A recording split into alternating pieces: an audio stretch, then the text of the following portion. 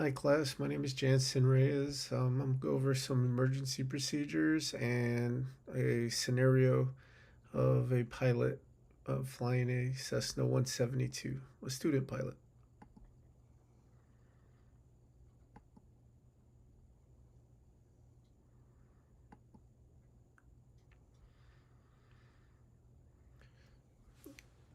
Some emergency procedures, I believe, are important for a pilot or a student pilot or pilot in command.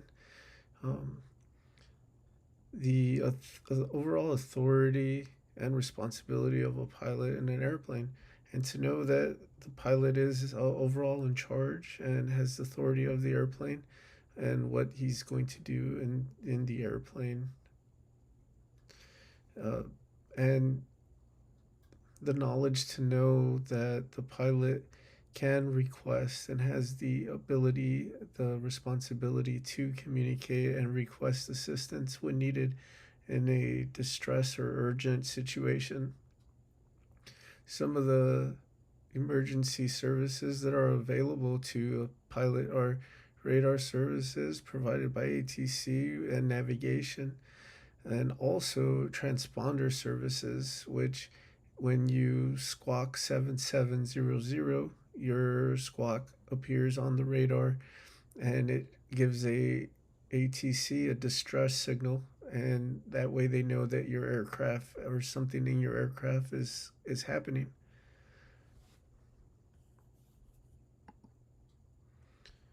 The scenario today is a student pilot takes off on his solo. He gets to altitude and he tries to level off, reduce speed so he can cruise, and he realizes that his throttle is stuck.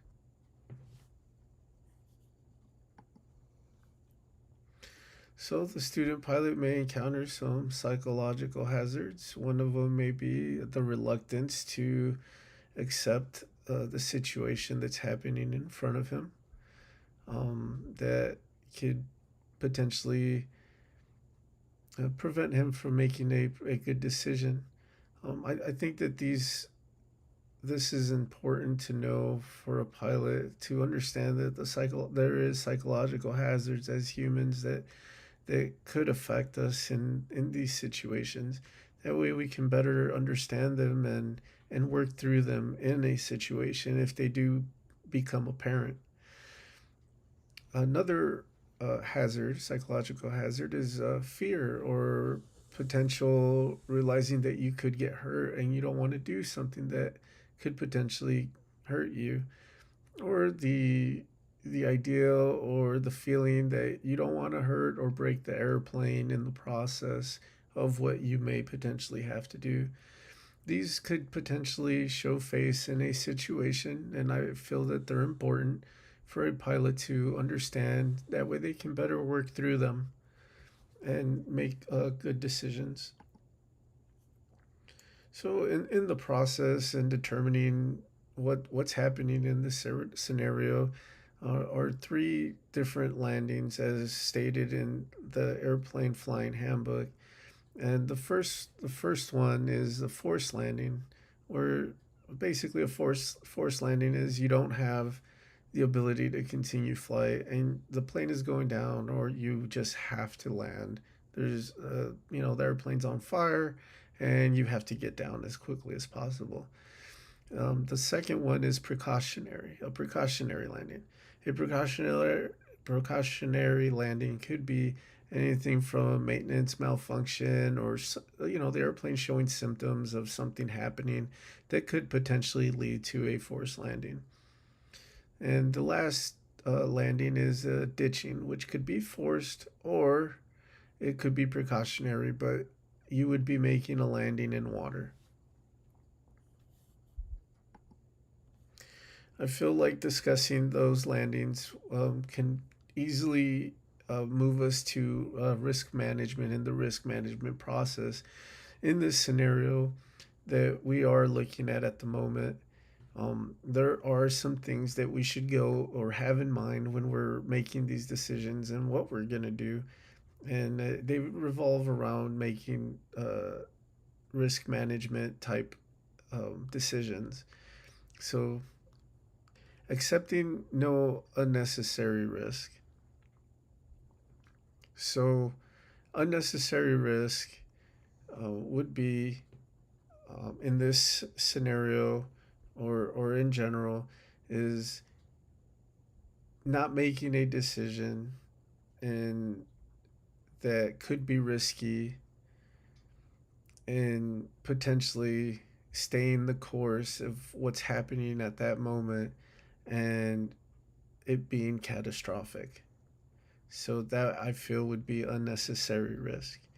Making decisions at the appropriate level, meaning as the pilot in command, whether you have passengers or ATC telling you what to do, just know that they may be telling you for you to be safe. So you have to be and consider all avenues, but you're in a potential risky situation and you do have to do what's best for you and the aircraft and the passengers with you.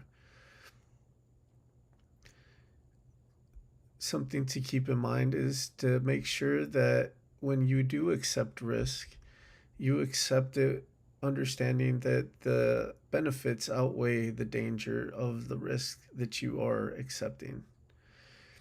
And then make sure that you implement risk management into all the planning of the scenario, whether it be a new process, a new hazard, or what have you.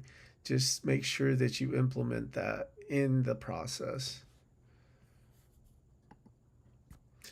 So we're going to start off with identifying the hazards. First, you want to identify the hazard of stay with this scenario. You want to identify the hazard of continued flight. I like to think about it. The engine is probably going to run hot. You're going to continuously try to fight gaining altitude. You may potentially run out of fuel if you stay the course. So these are all reasons, and um, instead of making a precautionary landing, you'll end up making a forced landing. So the best ideal that I could come up with was figuring out a way to land as quickly as possible before any of those um, uh, probabilities of a forced landing occur. So, assessing the risks and what the outcomes could be that we identified or that I identified, then I would further assess what else I can do. So then, landing, I would identify the risks in landing, and I would be fighting increased speed and then not being able to stop when I make it to the runway. So I would look at how do I decrease speed or and how am I going to come to a full stop. So in this process, I identified the two risks and I decided, hey, let's try to lean this mixture to reduce speed. And in doing so, I realized there's another hazard that the engine could cut off. So then I want to be near a place where I can land. So by mitigating that risk in case it turns off, I have a safe place to glide down to if need be. Um, and if I'm able to lean the mixture and the engine does cut off and I may need altitude in order to have time to restart it. So then I identified another hazard and I found another control that would give me more time to restart the engine if possible. And that's how I would mitigate that risk. And in order, if all goes well and I'm able to lean the mixture, then I'm going in for a landing.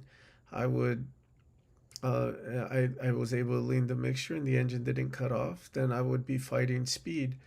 A way to mitigate that risk would be to use a side slip or a forward slip in order to descend quickly without gaining too much speed. And in order to not cause structural damage, which could happen if I fall too fast or lose altitude too quickly. It could potentially cause damage. In order to avoid that, I would do it in increments of 3 to 5 seconds and increase them as needed in the process of um, losing altitude or reducing altitude. And I would further maintain speed if possible. And if speed's okay, then I would use flaps. I would increase 10 to reduce more speed. If appropriate, I would use 20 degrees or as much as I could put in with the speed that I am coming in at. Once I know that I've made the runway, I would turn the, or I would put the mixture to full lean in order to cut off the engine if needed to be. But then I would definitely cut it off once I hit or once I landed in order to stop the airplane. In the process, I would turn everything off once I know that I'm no longer going to use the flaps and make sure all the power is off in the aircraft. And I would call ATC once I land and let them know that I've landed safely.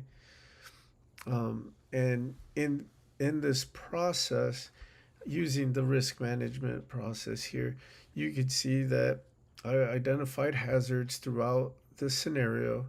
I used and assessed risks and found ways to mitigate the risk and analyzed the controls that I was going to implement. Then I made the decision to use the controls and I monitored the results throughout the process.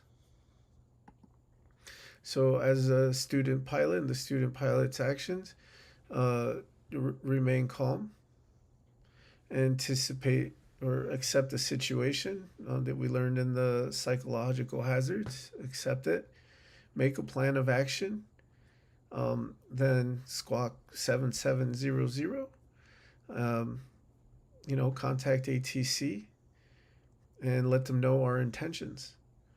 And with our intentions, we give them the ability to know and maybe potentially divert other aircraft or to do their part in trying to keep us safe in order for us to perform and get down safely.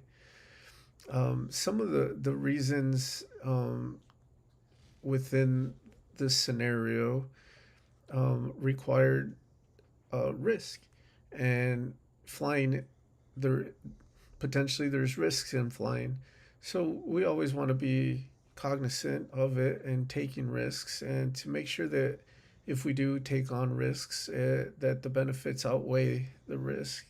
So always keep that in mind when making these decisions. That'll help us make better decisions while we are out flying. Uh, in summary, we went over some emergency procedures that we found in the FAR AIM, um, with in respects to the pilot's authority and responsibilities, and some services that ATC provide or resources that we have through ATC. We talked about some psychological hazards and emergency landings, and we've also talked about risk management and making decisions based on us managing the risks. We talked about the scenario and how we would handle this scenario, or how I would handle this scenario through everything that I've learned. I wish you guys safe flying and hopefully learned something from this presentation today. You guys have a good one.